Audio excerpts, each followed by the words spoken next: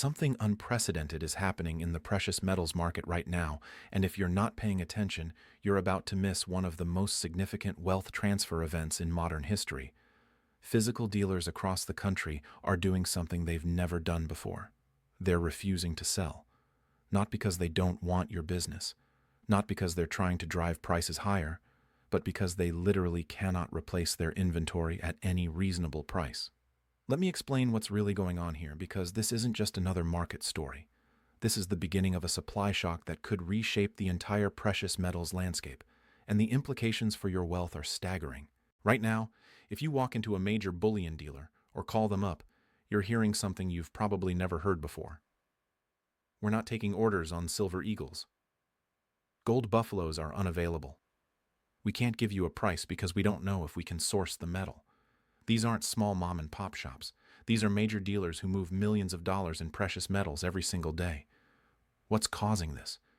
The answer is more complex and more alarming than most people realize. We're witnessing the collision of multiple forces that are creating a perfect storm in the physical metals market. And understanding these forces is absolutely critical if you want to protect your wealth in what's coming. Let's start with what's happening at the source. The major mints around the world are running at maximum capacity, and they still can't keep up with demand.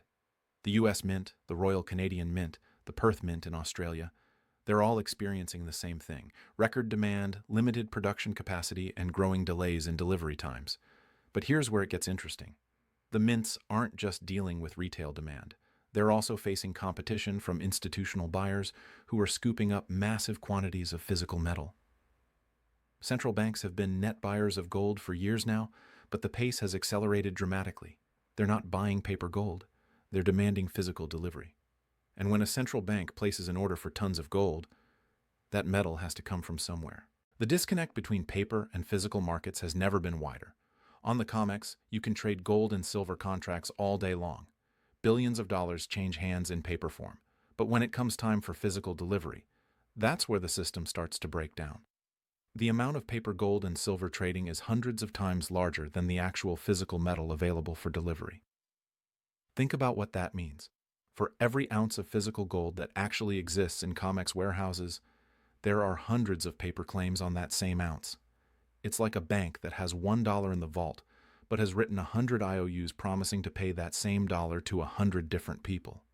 As long as everyone doesn't show up at the same time demanding their money, the system works.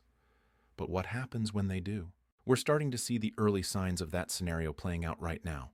More and more investors are demanding physical delivery instead of settling for cash.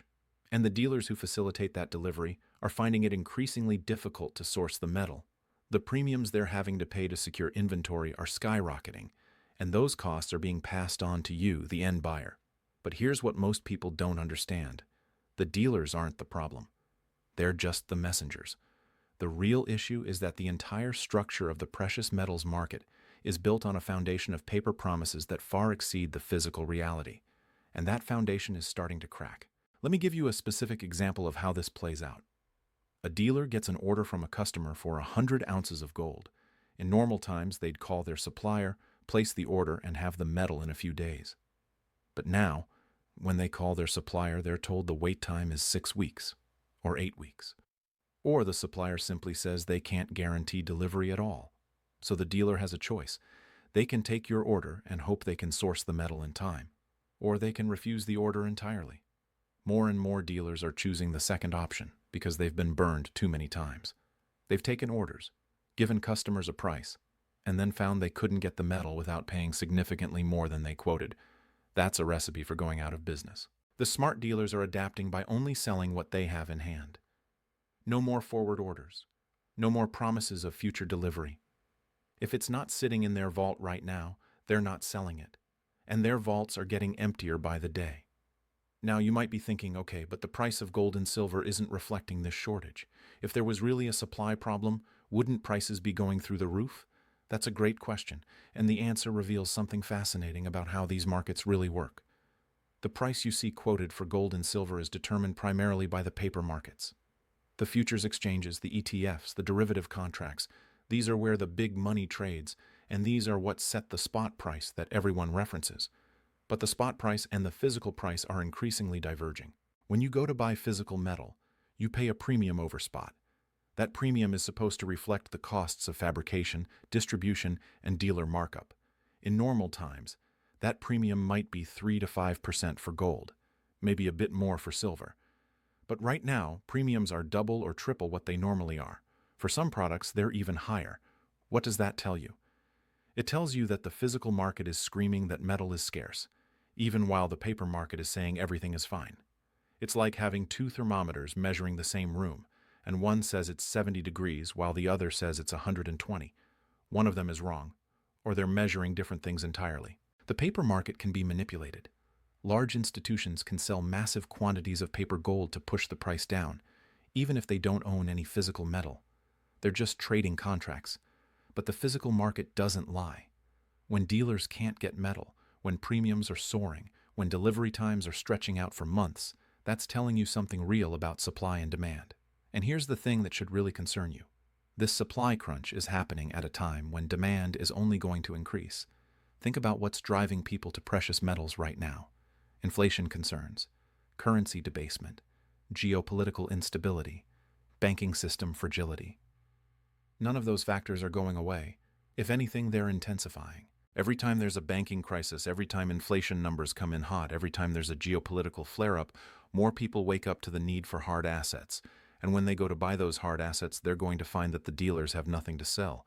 What do you think happens to prices when demand surges and supply is constrained? Let me paint you a picture of how this could unfold. Imagine a scenario where a major bank fails, or a currency crisis hits, or some other financial shock occurs. Suddenly, millions of people who have been sitting on the sidelines decide they need to own physical gold and silver. They call their dealers, they go online, they try to place orders, and they're told, sorry, we're not taking orders. We have no inventory and no idea when we'll get more. What happens next? Panic. People start offering to pay any price to get their hands on physical metal. Premiums explode. The disconnect between paper and physical becomes so obvious that even the mainstream media can't ignore it. And then the real crisis begins, because people start questioning whether their paper gold holdings are actually backed by anything real. The ETFs, the mining stocks, the futures contracts, all of these are fine as long as everyone believes they're as good as physical metal. But what happens when that belief is shaken? What happens when people start demanding delivery and the system can't provide it? You get a rush for the exits that makes a bank run look tame by comparison. Now, I'm not saying this is definitely going to happen tomorrow or next week, but I am saying that the conditions are being set for exactly this kind of scenario. The supply constraints are real, the demand drivers are intensifying, and the gap between paper and physical is widening every day. So what should you do about this? First, understand that if you don't already own physical precious metals, getting them is going to become increasingly difficult and expensive. The time to act is before the crisis, not during it. Once everyone else figures out what's happening, it'll be too late. Second, if you're thinking about precious metals as part of your wealth protection strategy, especially if you've got significant savings you're worried about, there are ways to position yourself that most people don't even know exist. A lot of folks think precious metals have to be held outside of retirement accounts, which means taking a tax hit to buy them. But there are structures that allow you to hold physical metal in tax-advantaged accounts, giving you the security of hard assets with the benefits of retirement planning. If you've got $100,000 or more in retirement savings and you're concerned about what we're discussing here, I put together a free guide on how this works. It's in the description below. Worth checking out if that's relevant to your situation. Anyway, back to what's happening in the market right now. Let's talk about what's happening on the institutional side, because this is where things get really interesting. Central banks around the world have been accumulating gold at a pace we haven't seen in decades. China, Russia, India, Turkey, Poland, Hungary, the list goes on. These aren't small purchases. We're talking about hundreds of tons of gold being added to reserves. Why are they doing this? Because they see what's coming. They understand that the current monetary system is unsustainable. They're watching the United States run trillion-dollar deficits year after year. They're seeing the Federal Reserve's balance sheet balloon to unimaginable levels. They're witnessing the weaponization of the dollar through sanctions and financial controls. And they're preparing for a world where the dollar is no longer the undisputed reserve currency. Gold is the ultimate neutral reserve asset. It's not anyone's liability. It can't be printed or devalued by a central bank. It's been money for thousands of years, and it will continue to be money long after today's fiat currencies are forgotten. The central banks know this, which is why they're accumulating it as fast as they can. But here's the problem. When central banks buy gold, they're competing with you for the same limited supply of physical metal, and they have much deeper pockets than you do. They can afford to pay whatever it takes to secure the metal they want, which means the price you'll have to pay keeps going up. The mining industry isn't helping matters either. Gold and silver production has been relatively flat for years. It's not like oil, where you can just drill more wells and pump more crude. Finding and developing new mines takes years, sometimes decades, and the easy deposits have already been found. The ore grades are declining, meaning miners have to process more rock to get the same amount of metal. Costs are rising, and production isn't keeping pace with demand. Silver has its own unique dynamics that make the supply situation even more critical. Unlike gold, which is primarily a monetary metal, silver has massive industrial demand. It's used in solar panels, electronics, electric vehicles, medical applications, and countless other technologies. As the world electrifies and digitizes, silver demand from industry is soaring. But here's the kicker. Most silver isn't mined as a primary product. It's a byproduct of mining other metals like copper, lead, and zinc. So silver supply is largely dependent on the economics of mining these other metals.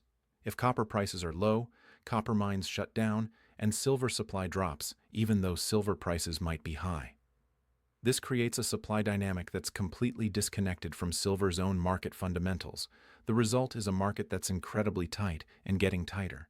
Industrial users need silver to keep their factories running. Investors want silver as a hedge against inflation and currency debasement. And there's only so much metal to go around. When dealers can't get silver, it's not just because retail investors are buying, it's because industrial users are locking up supply with long-term contracts, leaving less available for the retail market. Let's talk about what happened in previous supply crunches, because history gives us a roadmap for what might happen next. Back in the late 70s, when inflation was raging and confidence in the dollar was collapsing, precious metals went into a historic bull market. Gold went from $35 an ounce to over $800. Silver went from $1.50 to $50. But here's what most people forget about that period. It wasn't a smooth ride up. There were massive volatility swings, and more importantly, there were times when you simply couldn't buy physical metal at any price. Dealers were cleaned out. Mints couldn't keep up with demand. People were melting down jewelry and silverware just to get their hands on metal. The people who made fortunes during that period weren't the ones who tried to time the market perfectly. They were the ones who accumulated metal before the crisis hit, when it was still available and affordable. They understood that in a real crisis, price becomes secondary to availability. It doesn't matter if gold is at $500 or $1,000 an ounce if you can't actually buy any. We're seeing echoes of that period right now. The same loss of confidence in fiat currencies, the same realization that central banks are trapped in a cycle of money printing, the same geopolitical tensions and economic uncertainty. But this time, the scale is much larger. The amount of debt in the system is exponentially higher. The derivatives markets are vastly more complex and interconnected, and the potential for a systemic crisis is greater than it's ever been. When that crisis comes, and I believe it's a matter of when, not if, the rush to physical precious metals will make the 70s look tame by comparison. Because this time, it's not just retail investors and a few smart institutions. It's central banks, sovereign wealth funds, pension funds, and eventually the general public all trying to get through the same narrow door at the same time. The dealers who are refusing to sell right now, they're not being difficult. They're being smart. They understand that the metal they have in inventory might be worth significantly more in the near future. They understand that replacing that inventory is becoming increasingly difficult. And they understand that in a real crisis, having physical metal to sell will be far more valuable than having cash in the bank. This is why you're seeing some dealers actually raising their buy prices above spot. They're willing to pay a premium to acquire physical metal because they know they'll be able to sell it at an even higher premium later. That's not normal market behavior. That's crisis behavior. And it's happening right now, before most people even realize there's a problem. The smart money is already positioning for this. They're not waiting for confirmation from CNBC or the Wall Street Journal. They're looking at the data, seeing the supply constraints, understanding the demand drivers, and acting accordingly. They're buying physical metal while it's still available, even if they have to pay elevated premiums, because they know that in 6 months or a year, those premiums will look like a bargain. Here's something else to consider. The precious metals market is tiny compared to other financial markets. The entire above-ground supply of gold is worth maybe $15 trillion. That sounds like a lot until you compare it to the bond market, which is over $100 trillion, or the stock market, or the real estate market. If even a small percentage of money from these larger markets flows into precious metals, the impact on prices will be enormous. And that flow is starting. You're seeing it in the premiums. You're seeing it in the delivery delays. You're seeing it in the dealers refusing to sell. This is the early stage of a major shift in capital allocation. People are waking up to the fact that paper assets carry counterparty risk, that digital currencies can be controlled and confiscated, that the only truly safe haven is physical hard assets that you control directly. The question you need to ask yourself is this: do you want to be ahead of this curve or behind it? Do you want to be the person who secured their position when metal was still available, or the person who waited until everyone else figured it out and found there was nothing left to buy? The dealers who are refusing to sell right now are sending you a signal. They're telling you that something fundamental has changed in this market. The old rules don't apply anymore. The assumption that you can always buy physical metal at a reasonable premium over spot is being challenged. And once that assumption breaks completely, the entire market structure could change overnight. Think about what that means for your wealth. If you're holding dollars or bonds or stocks, you're holding assets that are fundamentally dependent on the stability of the financial system. If that system experiences a shock, those assets could lose value rapidly. But physical precious metals are different. They're not anyone's liability. They don't depend on any institution's solvency. They've held value through every crisis in human history. Let me tell you about something that happened during the financial crisis. When Lehman Brothers collapsed and the banking system was on the verge of total meltdown, there was a brief period where physical gold and silver became almost impossible to buy. Dealers were overwhelmed with orders. Premiums spiked to 20, 30, even 40% over spot. And even at those prices, you had to wait weeks or months for delivery. Meanwhile, the paper price of gold actually dropped initially as hedge funds and institutions were forced to liquidate positions to meet margin calls. So you had this bizarre situation where the paper price was falling, but you couldn't buy physical metal at any reasonable price. The disconnect was so obvious that even mainstream financial media had to acknowledge it. That was just a preview. That was a crisis that was ultimately contained by massive central bank intervention. The next crisis might not be so easily solved, because the tools that central banks used then, printing money and buying assets, are the very things that are creating the conditions for the next crisis. They're trapped in a cycle where the only solution to too much debt is more debt. The only solution to inflation is more money printing. And eventually that cycle breaks. When it does, the rush to physical precious metals will be unlike anything we've seen before. And the dealers who are already starting to refuse sales, they're just the canary in the coal mine. They're telling you that the supply situation is already precarious, that the system is already under stress, that the time to act is now, not later. Here's another thing to consider. The COMEX, which is the primary exchange for precious metals futures trading, has been experiencing some unusual activity lately. The amount of metal standing for delivery, meaning people who are actually taking physical possession instead of just rolling their contracts forward, has been increasing. That's significant because the vast majority of futures contracts are settled in cash, not physical metal. When more people start demanding physical delivery, it puts pressure on the exchange's inventory. And while the COMEX has mechanisms to handle this, there's a limit to how much physical metal they actually have available. If too many people demand delivery at once, the exchange could face a serious problem. They might have to declare force majeure, essentially saying they can't fulfill their delivery obligations. That would be a catastrophic event for the precious metals market. Now, I'm not predicting that's going to happen tomorrow, but the fact that we're even talking about it as a possibility shows you how fragile the current system is. The paper markets have grown so large relative to the physical markets that the tail is wagging the dog, and when that imbalance corrects, it's going to be violent and sudden. The industrial demand for silver is another factor that's often overlooked. Solar panel production alone is consuming massive amounts of silver. Each panel requires about 20 grams of silver, and global solar installations are growing exponentially. Electric vehicles use significantly more silver than traditional cars. 5G infrastructure requires silver. Medical applications, from antibacterial coatings to advanced diagnostics, all use silver. This industrial demand is inelastic. These industries need silver to function. They can't just decide not to use it if the price goes up. They have to have it, so they're willing to pay whatever it takes to secure their supply, and that puts them in direct competition with investors who want silver as a monetary asset. The result is a market where supply is being squeezed from multiple directions simultaneously. Mining production can't keep up. Industrial demand is soaring. Investment demand is increasing. And dealers are finding it harder and harder to source physical metal. Something has to give. What's particularly interesting is how different this situation is from previous bull markets in precious metals. In the past, when gold and silver prices rose, it was primarily driven by investment demand. Industrial users would actually cut back on their silver consumption when prices got too high, looking for substitutes or ways to use less. But today, many of the industrial applications for silver don't have good substitutes. You can't make a solar panel without silver and have it work as efficiently. You can't build 5G infrastructure without silver. The technology requires it. So even as prices rise, industrial demand remains strong. That creates a floor under the market that didn't exist in previous cycles. And then there's the geopolitical dimension.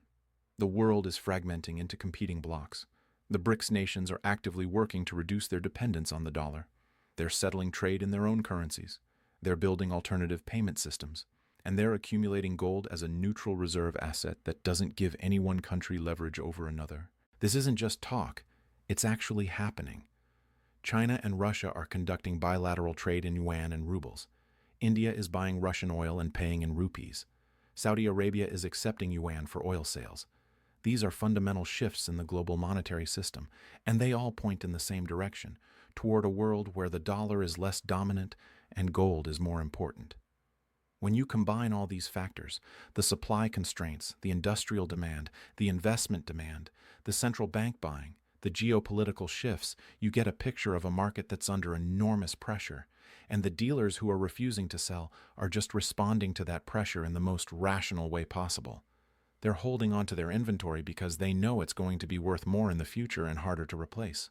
The question for you is whether you're going to act on this information or ignore it, because the window of opportunity is closing.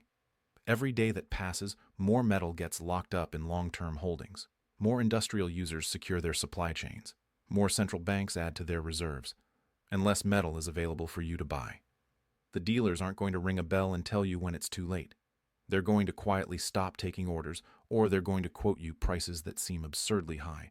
And by the time you realize what's happening, the opportunity will be gone. The time to act is when you still can, when metal is still available, even if you have to pay elevated premiums. Because here's the thing about premiums. Yes, they're higher than they used to be. Yes, it feels like you're paying more than you should, but premiums are just the market's way of telling you that physical metal is scarce. They're a signal that supply and demand are out of balance. And in a real crisis, those premiums will look like nothing compared to what people will be willing to pay. Think about it this way. If you pay a 10% premium over spot today, and 6 months from now the spot price has doubled and premiums have tripled, you'll have made a fortune. But more importantly, you'll have the metal. You'll have a tangible asset that you control, that can't be frozen or confiscated or devalued by some distant bureaucrat's decision. That's what this is really about. It's not about trying to make a quick profit, though that might happen. It's about preserving wealth through a period of monetary chaos. It's about having a lifeboat when the ship is sinking. It's about being prepared for a future that looks very different from the past. The dealers who are refusing to sell understand this. They're not just thinking about today's profit margin. They're thinking about what their inventory will be worth when the crisis hits. They're thinking about being able to serve their customers when everyone else is sold out. They're thinking about survival in a market that's about to go through a fundamental transformation. You should be thinking the same way. Not about whether gold is going to be $2,000 or $3,000 next month, but about whether you'll be able to buy it at all when you really need it. Not about whether silver premiums are too high today, but about whether you'll have access to physical metal when the supply crunch becomes obvious to everyone.